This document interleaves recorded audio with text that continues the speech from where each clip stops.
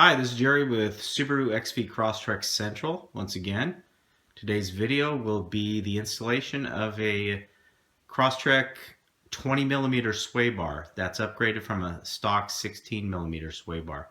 This is the Subaru STI sway bar, and it can be purchased individually with the two bushings that you see here, or you can buy a kit. Some places sell a kit. I bought mine at SubaruOnlineParts.com for about 90 bucks.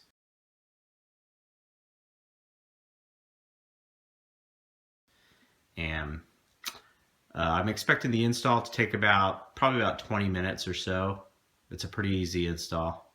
So let's just get started. So here's our 2016 Crosstrek that we're going to be replacing the rear sway bar on today. And I've already got the tools underneath. Let's take a look and see what we're going to be doing here. So here's the sway bar. It goes from one side to the other. And we are going to be removing these two bolts right here.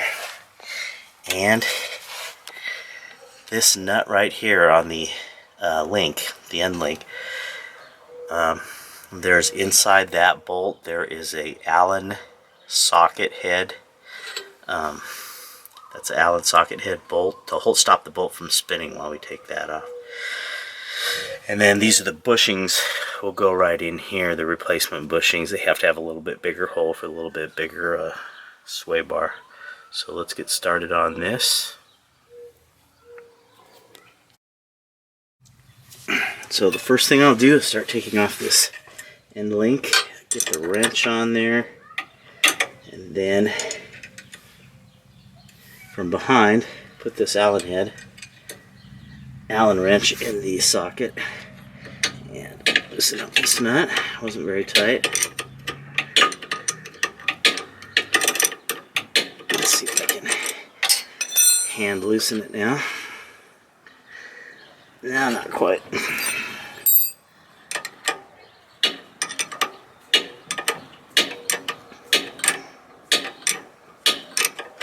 Sway bar is probably pushing on it a little bit.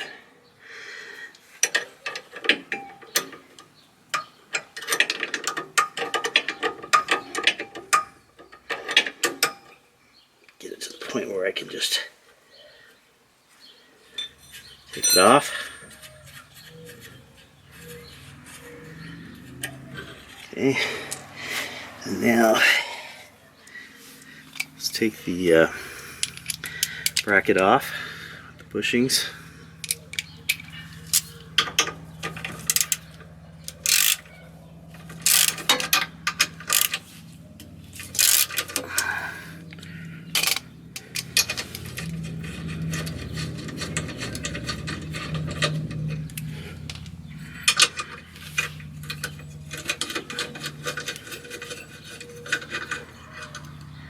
Alright, so that bracket's off, and that loosens up one end of it. Now I'll just go around to the other end.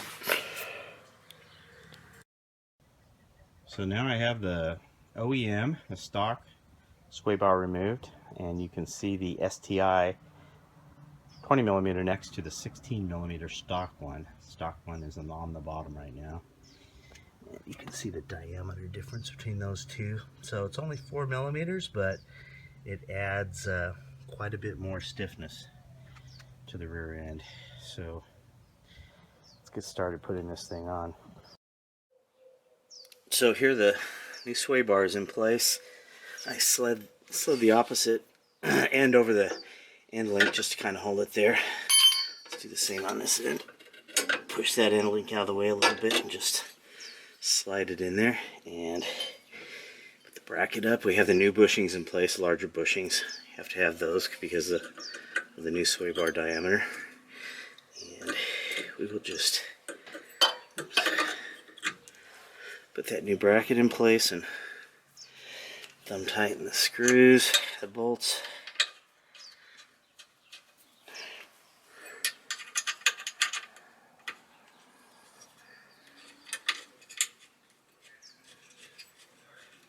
Do the same with this link nut.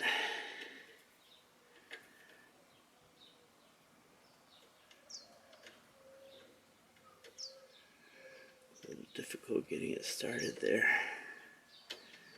Huh. There we go. And then let's go down to the other end. Do the same thing.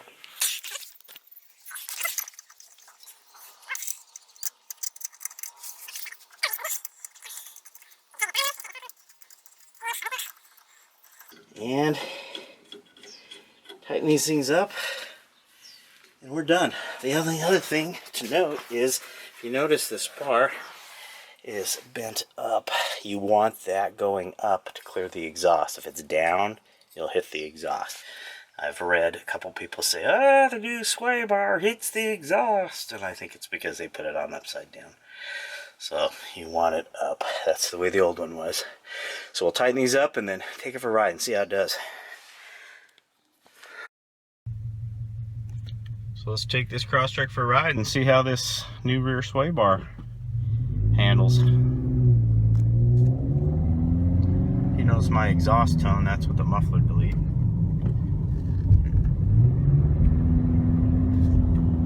Oh, I can tell difference. Definitely feels a little flatter around those turns.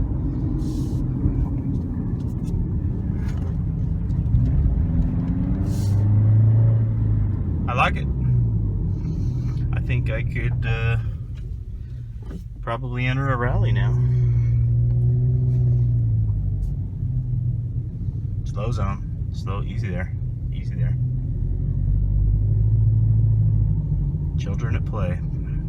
No rallying in this neighborhood.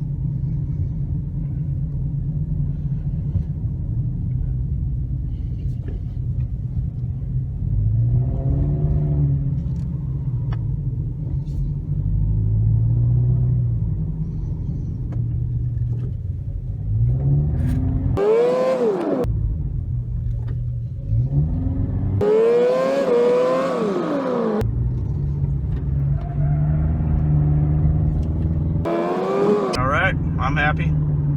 If you're happy, I'm happy.